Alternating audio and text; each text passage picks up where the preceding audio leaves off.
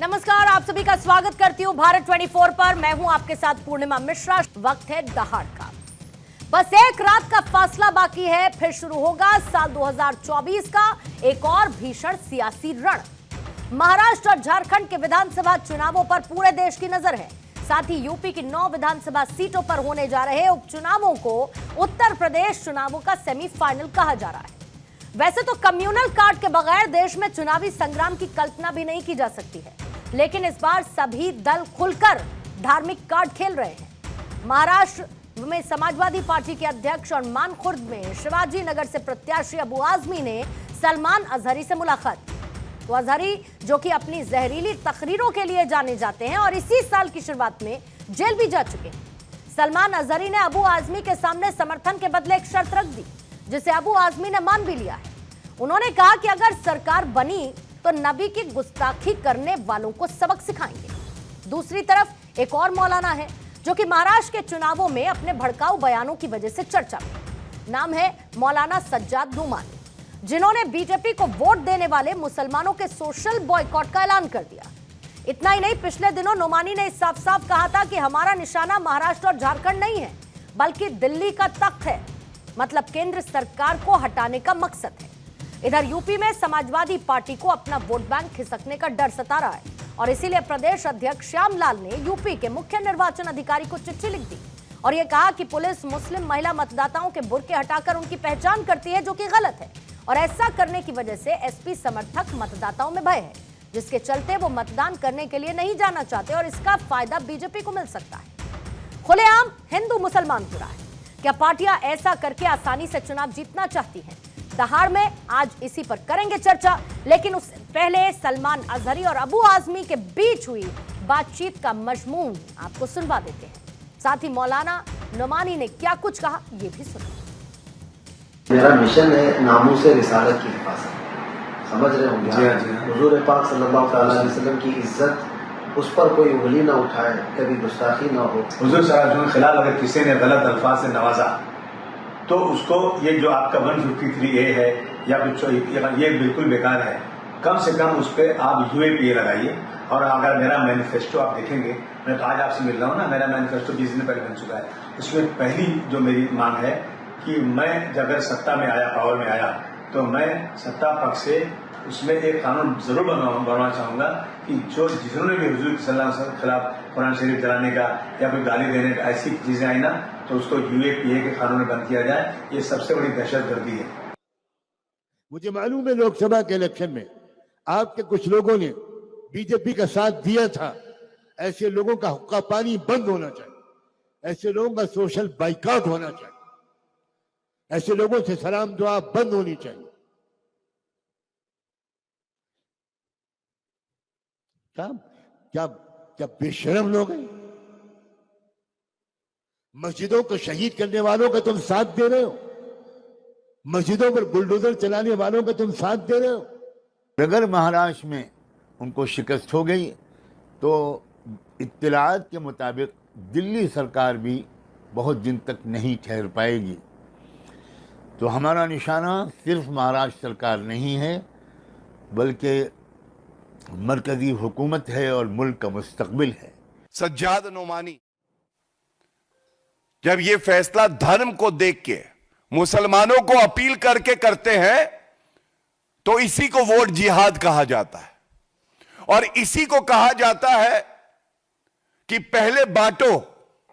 बांटने का काम कर रही है उद्धव ठाकरे की पार्टी, शरद पवार की पार्टी और कांग्रेस पार्टी और JMM। और जब बांट दो तो काटने का काम करवाएंगे घुसपैठियों से। चुनाव में चुनाव का एक नियम है, मतदान के एक नियम है। जो मतदान के कर्मी चुनाव मतदान केंद्रों पे होते हैं, वो मतदाताओं की पहचान करते हैं ताकि निष्पक्ष, भयमुक्त और स्वतंत्र माहौल में मतदाता अपने मताधिकार का इस्तेमाल कर सके। लेकिन फर्जी वोट का जो सेकुलर खोट है, वो बार बार जो है वो इसको जो है वो कभी सेकुलरिज्म से जोड़ देगा, कभी स्वतंत्रता से जोड़ देगा, कभी संविधान से जोड़ देगा। तो इनका पुराना ये धंधा है। और आइए सवालों का जिक्र कर देते हैं और उसके बाद चर्चा की शुरुआत करेंगे। पहला सवाल आज यही रहेगा कि क्या हिंदू मुसलमान करके चुनाव जीतना आसान है? दूसरा सवाल जिस पर करेंगे चर्चा वो ये कि नुमानी और अजहरी का जो उनकी तरफ से बयान आए उसका चुनावों पर कितना असर दिखेगा। क्या मुस्लिम वोटों का ध्रुवीकरण समाजवादी पार्टी करना चाहती है? बुर्का हटाए बिना मुस्लिम महिला वोटर की पहचान फिर कैसे होगी? और क्या कम्युनल कार्ड के आगे सारे मुद्दे हवा हो गए? कि आरोप बीजेपी पर हमेशा लगे हैं कि हर एक चुनाव से पहले बीजेपी हिंदू मुस्लिम करती है, लेकिन आज उत्तर प्रदेश के उपचुनाव से पहले या फिर होने जा रहे महाराष्ट्र में चुनावों से पहले क्या आपको लगता है कि ध्रुवीकरण हिंदू मुस्लिम के बीच कराने की कोशिश हर एक पार्टी ओपनली कर रही है? ये कम्युनल कार्ड, ये धर्म आधारित वोट बैंक का कार्ड हर एक पार्टी खेलना चाहती है, जिसमें विपक्षी दल भी है और शायद बीजेपी भी शामिल, जिस पर आरोप लगते हैं। धनंजय गिरी जी। पूर्णिमा जी देखिए, हिंदू मुसलमान ईसाई सबकी बात करने में कहीं कोई दिक्कत नहीं है, कहीं कोई गुरेज नहीं है, कहीं कोई दिक्कत नहीं। दिक्कत तब है जब आप सिर्फ मुसलमान मुसलमान करते, आप कहते हैं मुल्क के ऊपर मुसलमान, ये मक्कारी है और हम इसके लिए नहीं तैयार है। मुसलमान भी इसी माटी की संतान है, उनके भी विकास का होना चाहिए, उनमें भी गुर्बत है, उनमें भी गरीबी है, हम उसके पक्षधर हैं और इसीलिए तमाम तरह की योजनाएं चला रहे हैं। लेकिन आप ये गलत बात है कि जिस तरीके से आप कह रहे हैं कि दो लोगों को मिलते हुए आप दिखा रहे हैं, ये मिलने की बात है, ये मिले हुए हैं ऑलरेडी, ये आपस में ऑलरेडी मिले हुए हैं, एक एजेंडा है उस पर मिले हुए हैं। और जिस बुर्के की आप बात कर रही हैं, चिलमन से लोकतंत्र का चालन नहीं हो सकता, बुर्का से कोई विलियम्स पैदा नहीं होगी, बुर्का पहनकर के क्या किया जा सकता है? बुर्का पहनकर कोई अंतरिक्ष नहीं जा सकता। अगर कोई महिला एयरपोर्ट पर जाती है तो वो बुर्का हटा करके ही जाती है, दिखाती है अपना कि भाई मैं फलाना ढिमकाना हूं। इसके अलावा अगर कोई डॉक्टर के पास जाएगा तो बिना बुर्का हटाए कैसे जाएगा? दूसरी बात, आपने देखा होगा 3 केसेस जो चुनाव आयोग के संज्ञान में है, दरभंगा में हुआ जहां 3 महिलाओं के साथ 4 पुरुष पकड़े गए थे। इसके अलावा मधुबनी में हुआ, अलवर में हुआ, और इस तरह के तमाम चीजें अगर बुर्के की आड़ में कुछ होता है या अपराधी आ जाते हैं, कोई किस तरह की दुर्घटना होती है तो इसके जिम्मेवार कौन होगा? लेकिन अमूमन समाजवादी लोग कथित तौर पर स्त्री स्वतंत्रता की बात करते रहते हैं। हम समझते हैं कि अल्लाह ताला की जीव मानी का ही औरत, उसकी अपनी स्वतंत्रता और निजता भी है, किसी पर कुछ थोपने की प्रक्रिया निहायत मनुष्य विरोधी विचार है। समाजवाद बुर्का को लेकर इतना बेचैन क्यों है? अफसोस तो यह होता है कि पुरोगामी समाजवाद बुर्कावाद में कन्वर्ट हो रहा है, जिसकी उम्मीद नहीं की जा सकती थी। दूसरी बात, अगर आप किसी को जोर जबरदस्ती करना चाहते हैं, उसको इंसान रहने दीजिए, आप उस पर क्यों जुल्म सितम ढा रहे हैं? और कोई भी महिला अगर स्वतंत्र होकर के अपनी स्वतंत्र चेतना से जाकर वोट देना चाहती है, आप उनको तुष्टीकरण की बात क्यों करते हैं? क्यों उसको की पॉलिटिक्स करते हैं? और जो दूसरी आप बात कर रही थी हिंदू मुसलमान की, जिस तरह की घटनाओं की बात कर रही थी, कौन हिंदुओं में किसने धर्मगुरु ने किस व्यक्ति ने कहा है कि उसका हुक्का पानी बंद कर दो, उसके साथ रास्ता बंद कर दो, उसके साथ मिलना जुलना बंद करो? कांग्रेस ने इस देश को धर्म के नाम पर बांटा है, अपने अपने हिस्से के हिंदुस्तान को दीमक की तरह चाटा है और आज भी उसी रास्ते पर चल रही है, आज भी उसी रास्ते पर चल रही है। बाबा साहब डॉक्टर भीमराव अंबेडकर का संविधान जाकर के दिखाते हैं चुनाव के समय, तो अगर उन्होंने कभी जाकर जामिया मिलिया में दिखाया होता जहां दलितों का आरक्षण खत्म हुआ, कभी एएमयू में दिखाया होता जहां दलितों का आरक्षण खत्म हुआ, कभी जाकर के जम्मू कश्मीर में दिखाया होता जहां 70 साल तक बाबा साहब के दिए गए संविधान से किसी को आरक्षण नहीं मिला, गुजर वाल्मीकि और इसकी राह देखते रह गए। ये कांग्रेस की मुनाफी और मक्कारी है। और जो अलग अलग राजनीतिक दल सूरमा बने हुए हैं सेकुलर वोट के, सो कॉल्ड सेकुलर वोट के लिए, हमें उससे गुरेज है, उससे परहेज है, उससे दिक्कत है। बाकी सभी इस देश के, हिंदू देश के निवासी सभी जन एक है, हम ये मानते हैं। और इसीलिए हमारे प्रधानमंत्री ने नारा दिया, सबका साथ, सबका विकास, सबका विश्वास, सबका प्रयास। ये सहलाने वाली राजनीति, ये तुष्टीकरण की राजनीति, इसी की तरह से, इसी तुष्टीकरण के तुष्ट होने में जनता जब संतुष्ट होने की जगह तुष्ट होने लगे, इसी नापाक इरादे से पाक का जन्म हुआ था। आज उसकी फाउंडेशन दोबारा रखी जा रही है, जो बेहद चिंताजनक। ठीक है, पूजा जी आपके पास आते हुए और फिर उसके बाद मनोज यादव जी आपके पास आती हूँ। पूजा त्रिपाठी जी, जो अभी कह रहे हैं धनंजय गिरी साहब की, दिक्कत इस बात की नहीं है कि आप हिंदू मुसलमान सिख ईसाई की बात करते हैं, लेकिन दिक्कत तब आती है कि जब आप सिर्फ मुस्लिम की बात करने लगते हैं। ये आरोप बीजेपी पर भी आप लगाती है, कांग्रेस पर और बाकी समाजवादी पार्टी पर भी, कि आपको पता है कि आपका कोर वोट बैंक कौन है, आप उसको इंटैक्ट रखना चाहते हैं। लेकिन जब हम ये कह देते हैं कि बटेंगे तो कटेंगे, एक रहेंगे तो सेफ रहेंगे, और इससे कांग्रेस को प्रॉब्लम होने लगती है। मतलब आप कहें तो सब कुछ अच्छा और हम कहें तो सब कुछ गलत। पूर्णिमा जी, अभी आपने एक इंट्रोडक्शन दिखाया कम्युनल कार्ड पर सियासी बवाल, उसमें कुछ की फैक्टर्स मिसिंग है जो मैं ऐड करना चाहूंगी। आज इलेक्शन कमीशन ने झारखंड, भारतीय जनता पार्टी झारखंड के ट्विटर हैंडल को एक घनघोर सांप्रदायिक पोस्ट हटाने के लिए कहा है, सेक्शन 79(3)(b) में, जिसमें उन्होंने एक वर्ग विशेष को मुख्यमंत्री आवास में घुसते हुए बहुत सारे लोगों को दिखाया था और लिखा था पूरे झारखंड की काया पलट कर देंगे। जब हेमंता बिस्वा शर्मा रांची में कहते हैं कि हुसैन कौन था जिसके नाम पर हुसैनाबाद कहा गया, जब हेमंता बिस्वा शर्मा गढ़वा में ये कहते हैं कि ये लोग मुसलमानों को कहते हैं ये लोग एक साथ वोट देते हैं और आप लोग अलग अलग वोट देते हैं, तो जब ये लोग कहते हैं तो सबका साथ सबका विकास कहाँ आता है? जब आप मुझे बताइए कि ये सबका साथ सबका विकास कहते हैं कि बटेंगे तो कटेंगे। जब ये कहते हैं कि किसी को घुसपैठिया कहते हैं, किसी को कहते हैं कि आपकी जमीन लेकर उनको बांट देंगे, ये प्रधानमंत्री का वक्तव्य था जिनके बहुत सारे बच्चे होते हैं, वो डायरेक्ट तो नहीं लेते नाम, लेकिन बहुत सारे बच्चे, आपको भी पता है मुझे भी पता है। इस चुनाव में 4 FIR हुई है, नवीन जायसवाल, शिवराज सिंह चौहान, मोहन यादव और सत्येंद्र तिवारी। सत्येंद्र तिवारी की बात पर मैं खास आपका ध्यान आकर्षण करना चाहूंगी। सत्येंद्र तिवारी ने गढ़वा में अपने जो पॉलिटिकल बीजेपी के कैंडिडेट हैं, ऑफिशियल कैंडिडेट झारखंड के, वो गढ़वा में अपने इलेक्शन स्पीच में कह रहे थे कि मुझे किसी तस्लीम के नाम का वोट नहीं चाहिए, सारे तस्लीमों और सारे अहमदों के वोट मैं EVM से बाहर कर दूंगा। तो ये कौन सा सबका साथ सबका विकास है? मुझे लगता है कि जब आप सबका साथ सबका विकास की बात करते हैं, जब आप नारा करते हैं, तो आपके फ्रंटलाइन लीडर्स मोदी जी से लेकर बटेंगे तो कटेंगे, हेमंता बिस्वा शर्मा से लेकर शिवराज सिंह चौहान, ये इस तरीके की डिविजनकारी बातें क्यों करती हैं? और जहां तक समाजवादी पार्टी के इलेक्शन कमीशन को लिखने का सवाल है, समाजवादी पार्टी ने एक रिक्वेस्ट की कि पीठासीन अधिकारी चेक करें।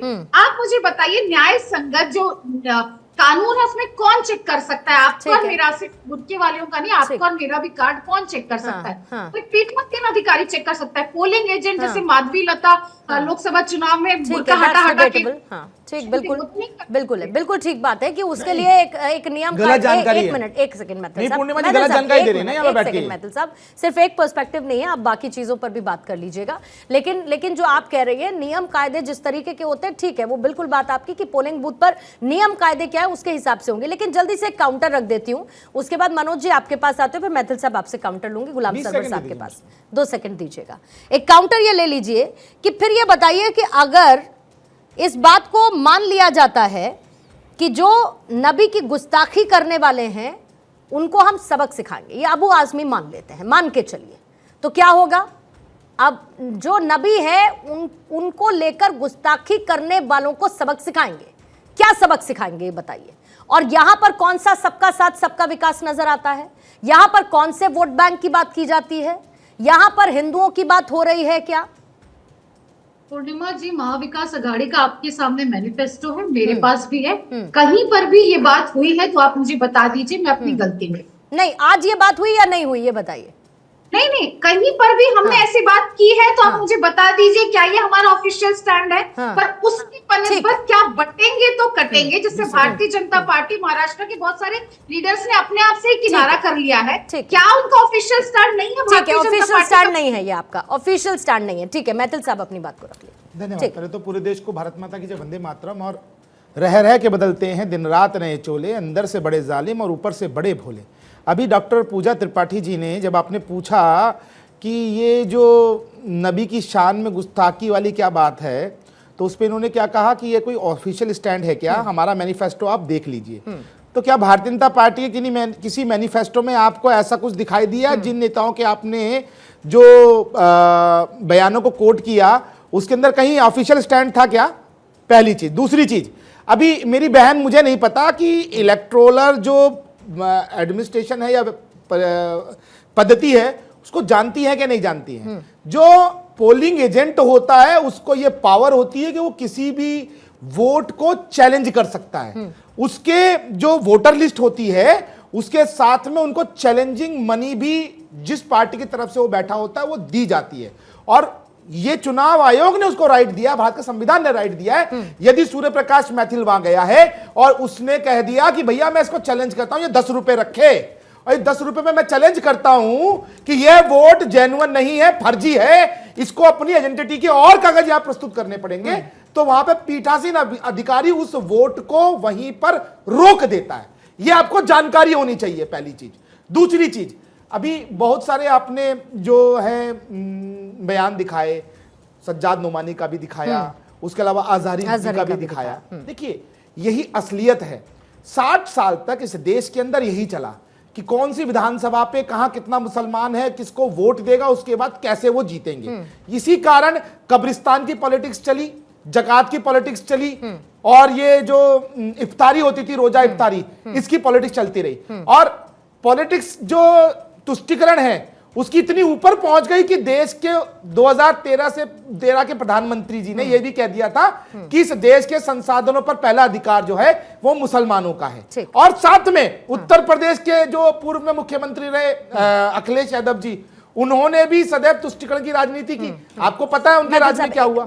ये जो तुष्टीकरण की राजनीति है, इसको करने वाले लोग आज, यदि योगी आदित्यनाथ जी ने यह कह दिया कि बटेंगे तो कटेंगे, और यदि माननीय प्रधानमंत्री जी ने कह दिया एक रहेंगे तो नेक रहेंगे, उसके ऊपर जिस प्रकार की इन्होंने चूड़ियां तोड़ी, जिस प्रकार का हाहाकार मचाया, वो जग जाहिर है। लेकिन अब इन सबके मुंह में दही जमा हुआ है। कोई एक नेता का आप बयान दिखा दीजिए मुझको, एक कंडेम्प्ट दिखा दीजिए, एक स्टेटमेंट दिखा दीजिए कि ये दोनों जो जहरीली जुबान बोल रहे थे, ये बेईमान नोमानी और वो जहरीले अजहरी, उन दोनों के खिलाफ कोई कंप्लेंट इनमें से जो विपक्षी महाविकास जो भी ये लड़ रहे हैं, आपका शरद पवार गुट लड़ रहा है या उद्धव ठाकरे कांग्रेस, आप कहना चाहते हैं कि जब खड़गे साहब को नरेंद्र मोदी या फिर बीजेपी लगती है जहरीला सांप, तो क्या उनको ये नोमानी या फिर अजहरी लगते हैं क्या जहरीले सांप?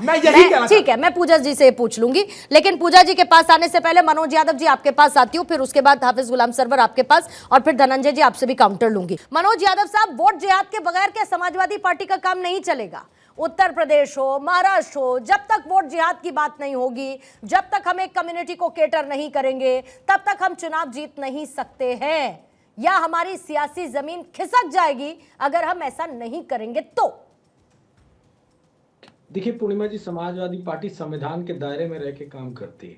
अगर हमारी पार्टी ने, हमारी पार्टी के नेता ने संविधान के खिलाफ जाके कोई काम किया है तो मैं अनुरोध करूंगा कि बीजेपी को लोग घर में न बैठे, वो तत्काल जाए, चुनाव आयोग से शिकायत करें और जो भी कानूनी कार्रवाई हो सकती है उसको करें। अब आता हूं मैं अपने पत्र पे, क्योंकि हमारी गठबंधन की साथी जो है पूजा त्रिपाठी जी ने उस बात को रख दिया, लेकिन मैं दोबारा से कह रहा हूं, समाजवादी पार्टी ने पत्र लिखा है कि बीजेपी के गुंडे, वर्दीधारी गुंडे, किसी भी हमारी बहन बेटी, चाहे वो मुस्लिम समाज की हो या किसी और समाज की हो, उसके साथ आई कार्ड चेक करने का नया नियम ना निकाले। बिल्कुल स्पष्ट सी बात, क्योंकि हम चुनाव आयोग के साथ चुनाव कराना चाहते हैं, हम बीजेपी के एजेंट और गुंडों के साथ चुनाव नहीं कराना चाहते। अगर कोई बुर्का पहन के जा रहा तो पीठासीन अधिकारी भी रहता है, और जहां तक पॉसिबिलिटी होती है एक महिला भी अंदर रहती है, और पार्टियों के एजेंट भी रहते हैं, तो उनको ये पता होता है कि ये वोट फर्जी है अथवा नहीं है।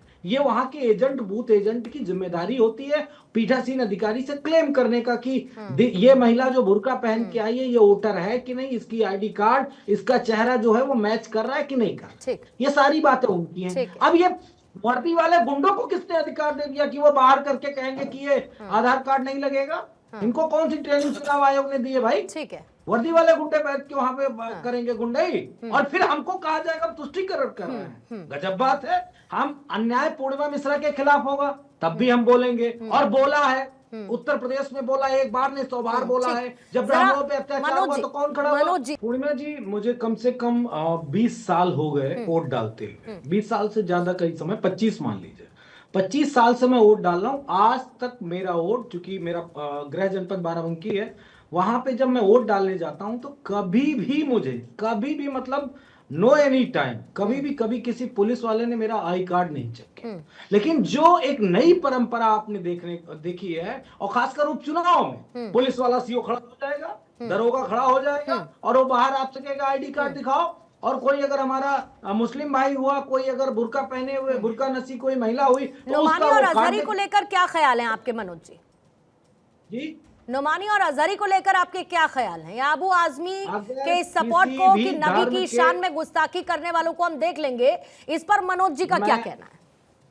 मैं बिल्कुल प्रतिक्रिया देना चाहूंगा, लेकिन जो आरोप मुझ पे लगाए गए वो सारे आरोप समाजवादी पार्टी पे बेबुनियाद तरीके से मौजूदा सत्ता ने लगाए। जिस किसी व्यक्ति ने संविधान के दायरे से अलग बात कही है, उस व्यक्ति के खिलाफ इस देश में कार्रवाई होनी चाहिए। अगर उसको राइट है संवैधानिक दायरे के तहत उसको कहने का अधिकार है तो वो कहे, अगर नहीं है तो फिर वो कोई भी धर्म जाति का व्यक्ति हो उसके खिलाफ कानून कार्रवाई आप भी करेगा। करवाइए ना क्योंकि कार्रवाई। हम नहीं चाहते, समाजवादी पार्टी नहीं आप चाहती भी करवाइए ना कि कार्रवाई। किसी भी तरीके से, आपने किसी क्यों भी नहीं करी तरीके कार्रवाई अपने नेता से पे? इस तरह की चीज हो। और दूसरी बात, बीच में कोई टिप्पणी न करे, अंतिम लाइन का अपनी बात कह दे रहा हूं, सबसे पहली कार्रवाई योगी आदित्यनाथ के खिलाफ होनी अरे चाहिए। मैं कह रहा हूं कि जिन्होंने आपने क्यों नहीं संविधान कार्रवाई की करवाई? एक बार चुप अपने रहो भाई। प्रदेश अध्यक्ष मैं के ऊपर आपकी कार्रवाई चीज़ क्यों नहीं बोल रहा करवाई? हूं। वो अरे खुलेआम दूसरे मंच से राउंड में लड़ लेंगे। हिंदुओं के माताओं के दूसरे राउंड दूध में को लड़ ललकार रहा लेंगे। था, मालूम उसमें है। क्यों नहीं कार्रवाई करवाई? यहाँ बैठ के ज्ञान बांट रहे हो। कौन सी कार्रवाई?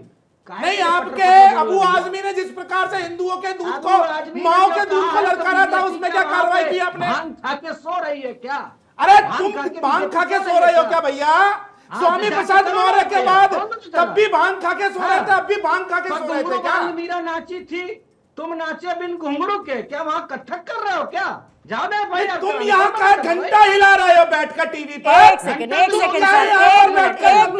मिनट, इस तरीके से नहीं, प्लीज। पैसे तो तुम मुझे लोग यहाँ पर एक चिट्ठी सेकंड, बांट दोगे एक सेकंड। चुनाव आयोग सुनिए, को, सुनिए। और जिस समय में असलियत में कार्रवाई की मैथिल बात आती है तब तुम्हारे मुंह में मैथिल दही साहब, लग जाता मैथिल है, साहब, या मैं- पैर में पायल बांध लेते हो भैया। मैथिल साहब प्लीज, आप जानते हैं मैं इस लैंग्वेज का एंडोर्स नहीं, तो नहीं इनको मत पूछिए, करिए, नहीं नहीं आप मत ये करिए, कहा है, एक सेकंड, इधर की ठीक बात कर रहे हैं, बिल्कुल ठीक लिखा है, है।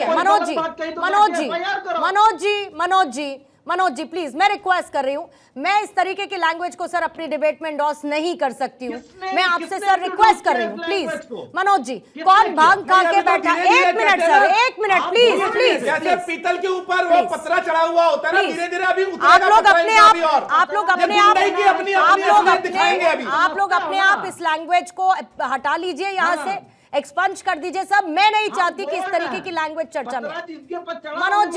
मनोज जी सीधा सवाल सीधी बात ना, आप बहुत अच्छे से सर चल रहे थे, मैथिल जी के बोलने के बाद आप एकदम, आप भी इंस्टिगेट हो गए, वो भी उसी तरीके से जवाब देंगे तो कैसे चर्चा होगी सर? इनको मैंने पूछा अबू आजमी पे क्या कार्रवाई करी, तो इन्होंने कुछ बोला क्या? इनसे पूछिए ना, अबू आजमी ने जब अपमान किया हिंदुओं की माओ के दूध का, तो इन्होंने क्या करा? इनसे पूछिए ना। कथक कर रहे हो क्या? जाके नहीं, तुम काहे यहाँ पर डमचिक कर रहे हो? नहीं, काहे मनोज यादव भाई यहाँ पर छम कर रहे हो? अरे यहाँ पर बैठकर घंटी मत हिलाओ। पहले ये बोलो कि तुमने क्या कार्रवाई करी? तुम्हारी पार्टी के नेता हिंदुओं की माओ के दूध का अपमान कर रहे थे, और यहाँ बैठकर तुम संविधान की बात कर रहे हो। बैठूंगा तुम्हारे सर पे चढ़ के बैठूंगा, तुम्हारी हैसियत क्या जो हमको रोक? मनोज जी प्लीज, मनोज जी बाकी जेल है तुम्हारी, मैथिल साहब, तुम्हारा स्थान जेल है, और बहुत जल्दी तुम जेल जाओगे। तुम्हारी गुंडाई को बाबा जी निकाल देंगे, तुम्हारी गुंडाई बाबा जी निकालेंगे, और तरीके से निकालेंगे। मैथिल जी प्लीज, मनोज जी बाकी पैनलिस्ट भी है। एक सेकंड मैथिल साहब बहुत आराम से कह रही हूँ, प्लीज बस प्लीज, मैं बहुत आराम से कह रही हूं। मनोज जी प्लीज, और बाकी पैनलिस्ट हैं सर, प्लीज थोड़ा तो ख्याल रखिए, कम से कम थोड़ा सा ख्याल रखिए। आप लोग सब बहुत सीनियर्स हैं sir, please don't do this. नहीं मनोज सर प्लीज, नहीं प्लीज, नहीं होगा ऐसे नहीं होगा। हाफिज गुलाम सरवर आपके पास आते हुए, तब तक आप दोनों लोग थोड़ा ठंडा हो जाइए। गुलाम सरवर साहब आपके पास आते हुए, क्या ये हिंदू मुसलमान चुनावों के बीच में ऐसा लगता है कि क्या धर्म गुरुओं ने, मौलानाओं ने अपने हाथ में रिमोट कंट्रोल पकड़ लिया है वोट का? इधर उलेमा बोर्ड खत लिख देता है कि भाई ऐसा ऐसा कर लीजिए, हम आपको वोट दे देंगे। इधर कुछ एनजीओज है पर्चा बांटते हैं, ये कर लीजिए। जिन्ना से कंपैरिजन होने लगा उलेमा बोर्ड की जो 14 सूत्रीय मांगे उससे, कि भाई जिन्ना ने भी वही मांग की थी, आज उलेमा बोर्ड भी वही कर रहा है। क्या मौलाना अपने हाथ में रिमोट लेकर बैठ गए क्या वोट का? वो तय करेंगे कि कौन किसको वोट देगा और किस आधार पर देगा? देखिए पूर्णिमा जी, भारत में जो लोकतांत्रिक व्यवस्था है उसमें जो लोकसभा है या विधानसभा है, राज्य और राष्ट्र की तस्वीर तकदीर बनाने का अधिकार उसको है। धर्म गुरुओं का काम जो असल है, वो चाहे उलमा हो या हमारे संत हों, दोनों का काम असल में है संस्कार निर्माण का। लेकिन संस्कार निर्माण पर तो इन्होंने कभी ध्यान दिया ही नहीं। ये एक परंपरा रही है, ये आज नहीं है, जिसको आप लोग अलग अलग नामों से, कभी तुष्टीकरण, कभी कोई करण, आप नाम देते रहते हैं। लेकिन ये कौन सा अपीजमेंट है मुझे तो नहीं समझ में आता, लेकिन एक परंपरा सी बन गई है।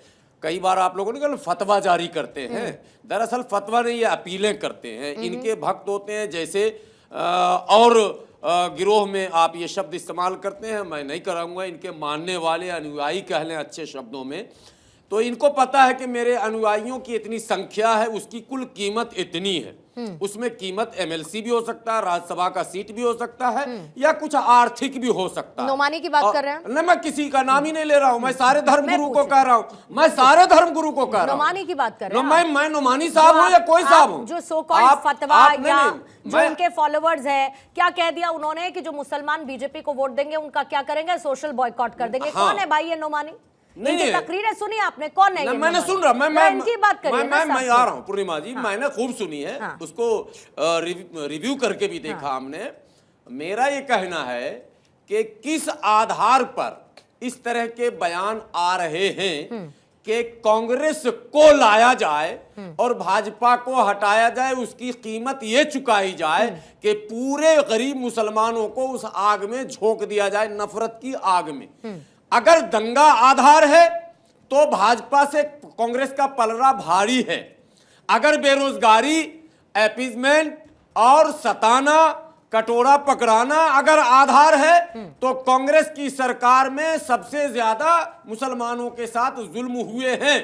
अब अगर कोई कांग्रेस का भक्त है या अनुयायी है, अभी मनोज जी भी शायद सुन रहे होंगे, इनकी पार्टी ने 18% मुसलमानों को रिजर्वेशन देने का वायदा किया था पिछले इलेक्शन में 12 में, कि उत्तर प्रदेश में हमारी सरकार आएगी 18% मुसलमानों को रिजर्वेशन देंगे। पहला सवाल, 18% शब्द गैर कानूनी थे, मुसलमानों को ये शब्द गैर कानूनी है, और अगर गैर कानूनी था तो आपने किया क्यों? और मौलानाओं ने सहमति भी जता दी, इनकी सरकार भी बन गई। क्या वो 18% में 8% भी मिला? क्या नहीं मिला? तो ये हरकत कांग्रेस भी कर रही है, सो कॉल्ड सेकुलर पार्टी।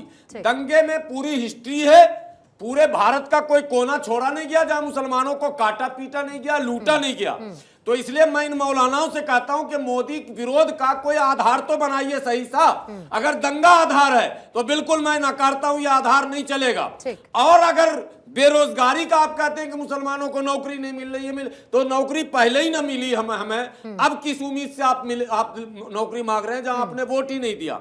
तीसरी बात कि कोई भी आलिम कितना बड़ा संगठन क्यों ना चलाए, उसका काम है दीन का तबलीग करना। ठीक है, इस्लाम की बात बताना, माँ बाप के साथ क्या सलूक होगा, पड़ोसी के साथ क्या सलूक होगा, इस मुल्क में आम इंसानों के साथ क्या सलूक होगा, ये बताना, लेन देन कैसा होगा, मामला कैसा होगा। लेकिन आप वोट की पॉलिटिक्स करेंगे कि वोट किसको? वोट आप मुसलमानों का वोट बेचेंगे, ये राइट किसी मौलाना को नहीं है। वो कौन होते हैं ऐलान करने वाले कि गुलाम सरवर अगर वोट नहीं देगा तो सोशल बाइकआउट कर देंगे? ना तो इस्लाम इसकी इजाजत देगा, न मुस्लिम सोसाइटी देगा, न भारत का संविधान। मतलब अपने आप को इस्लाम का रहनुमा या इस्लाम के प्रवक्ता बताने वाले खुद इस्लाम में क्या है उसको गलत तरीके से बताते हैं। मनोज यादव जी, आपके पास आते हुए जो सवाल अभी गुलाम सरवर साहब ने उठाए, और यही आपने जब अभी ताल ठोक कर कहा ना कि आप जिस तरीके के आपने कभी किसी एक पर्टिकुलर वर्ग को लेकर कोई अपीजमेंट पॉलिटिक्स नहीं की, उत्तर प्रदेश में पूर्णिमा मिश्रा के साथ आप गलत होगा तो आप उसकी भी आवाज उठाएंगे, फलाना के साथ होगा तो आप उसकी भी। और उत्तर प्रदेश का इतिहास ये बताता है कि समाजवादी पार्टी ने अगर किसी की कोई अपीजमेंट पॉलिटिक्स की है तो वो सिर्फ एक वर्ग की है, जिसका सीधा उदाहरण चुनावी वायदों के तौर पर अभी गुलाम सरवर साहब ने आपके सामने रखा है। मनोज देखिए पूर्णिमा जी, बिल्कुल स्पष्ट तरीके से बात आपकी डिबेट में ही एक सवाल एक जवाब से अंतर खत्म हो जाएगा, उत्तर भी मिल। गुलाम साहब ने कहा कि समाजवादी पार्टी ने मुसलमानों के लिए ये नहीं किया, और बीजेपी के धनंजय गिरी और ये जो दूसरे साहब बैठे हैं राजनीतिक विश्लेषक, इनका जन्मजात आरोप है हमारे ऊपर कि हम जो कुछ करते हैं सिर्फ मुसलमानों के लिए करते हैं, चाहे वो नौकरी में हो, चाहे उनके किसी और जगह पे हो, उनके डेवलपमेंट के लिए हो। तो दो ये कंट्राडिक्शन जो है, इसका जवाब समाजवादी पार्टी नहीं देगी, क्योंकि ये दोनों आपस में ही बता रहे हैं। नहीं सर, 18% वाला दे दीजिए, इनका छोड़ दीजिए। एक मिनट, मुसलमान का दे दीजिए। आपकी जानकारी के लिए बता दूं कि जो मंडल आयोग की सिफारिश के तहत 27% पिछड़ों को आरक्षण मिला, उसमें पिछड़े मुस्लिम के लिए आरक्षण का प्रावधान है। ये बात आपको बड़ी बेहतर मालूम होना चाहिए। नहीं, ये आपसे ज्यादा मालूम। मनोज जी, बुरा मत मानिएगा।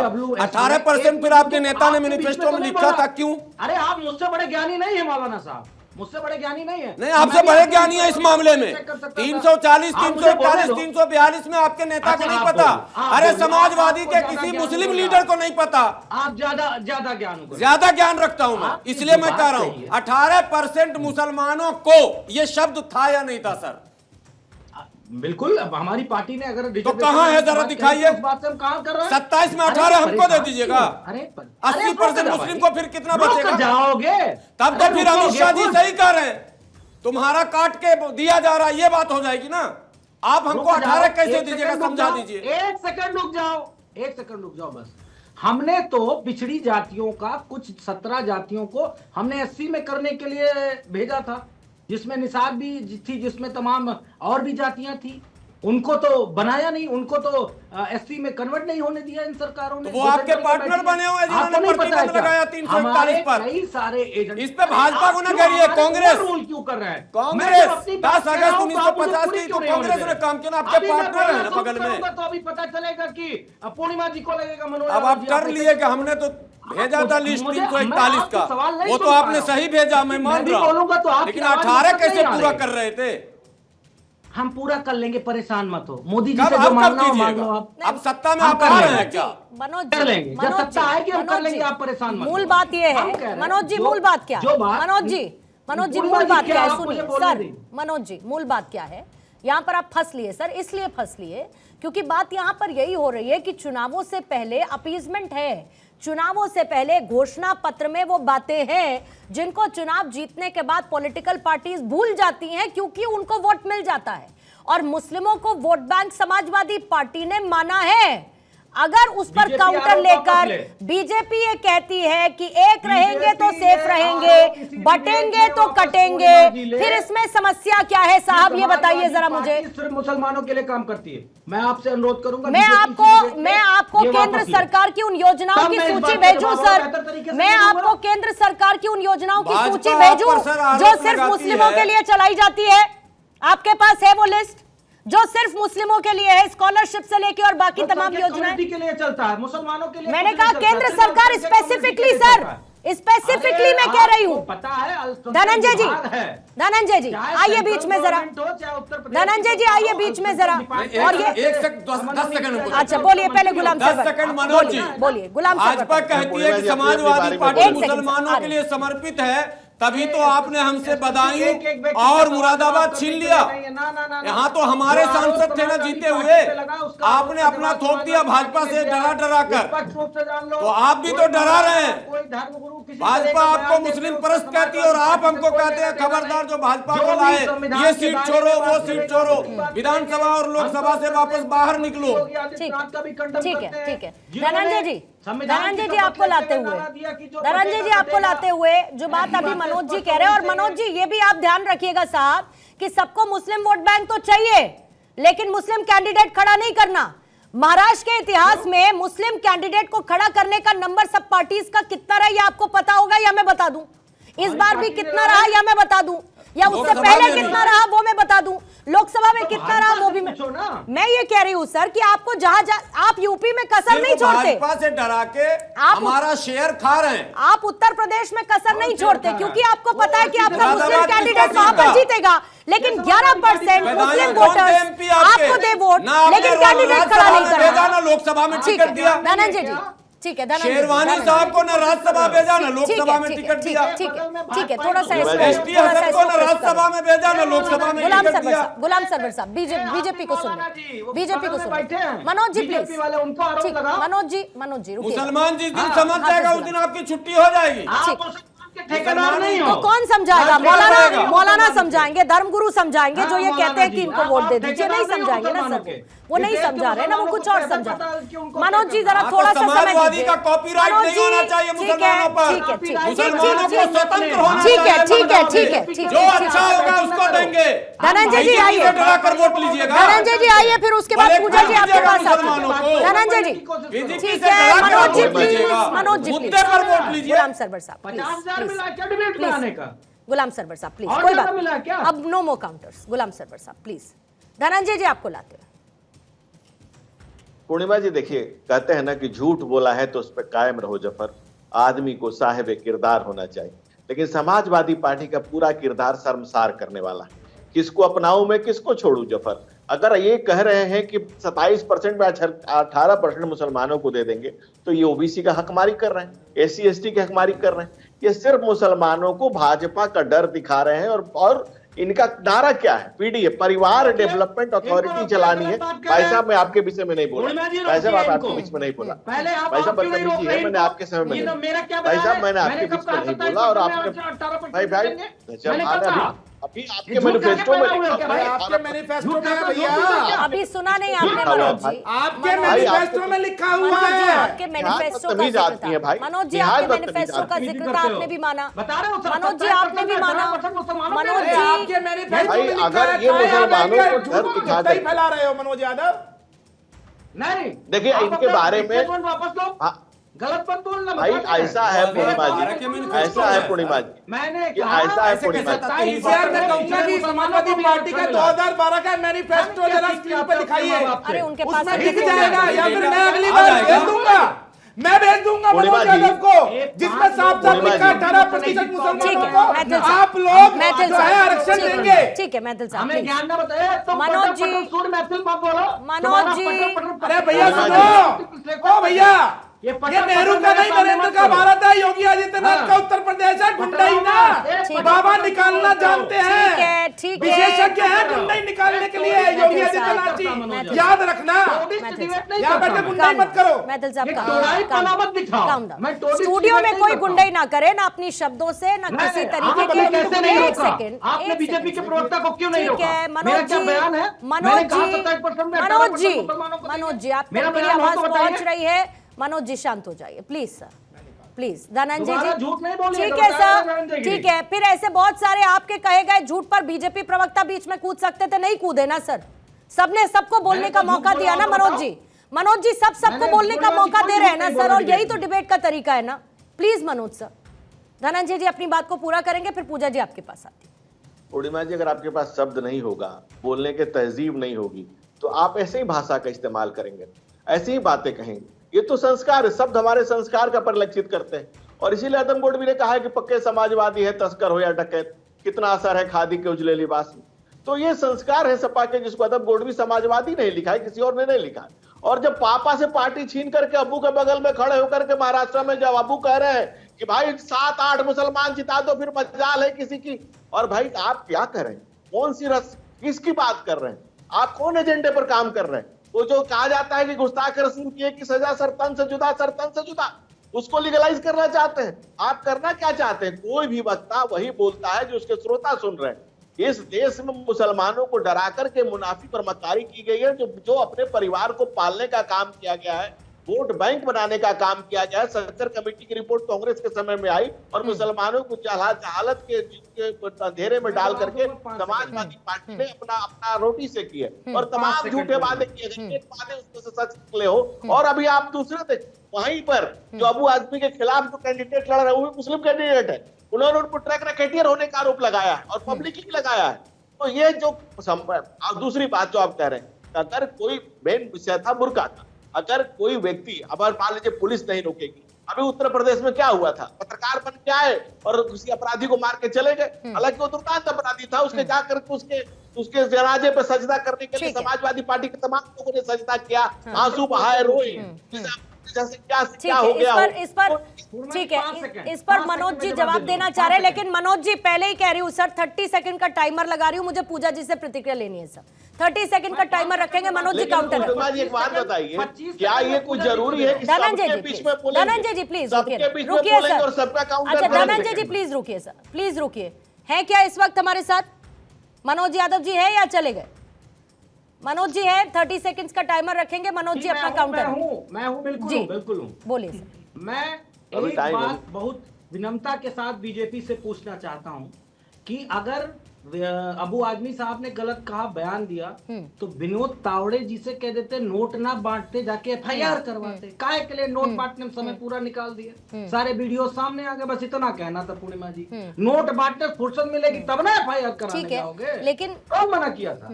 ठीक है सर, लेकिन ये भी बता देते कि पार्टी अबू आजमी को लेकर क्या कोई किसी भी तरीके की कार्रवाई करने के मूड में है क्या, ये भी बता देते मनोज साहब तो अच्छा रहता। अगर इस तरह का कोई भी बयान गलत है तो कोई भी बयान गलत है तो अभी भी आपको इस बात पर संशय नहीं है कि वो इस बात के लिए मान गए हैं कि नबी की शान में जो गुस्ताखी करेगा उसको हम देख लेंगे। ठीक है पूजा जी आती हूँ। धनंजय जी जल्दी से मैं एक कमेंट आपसे लूंगी।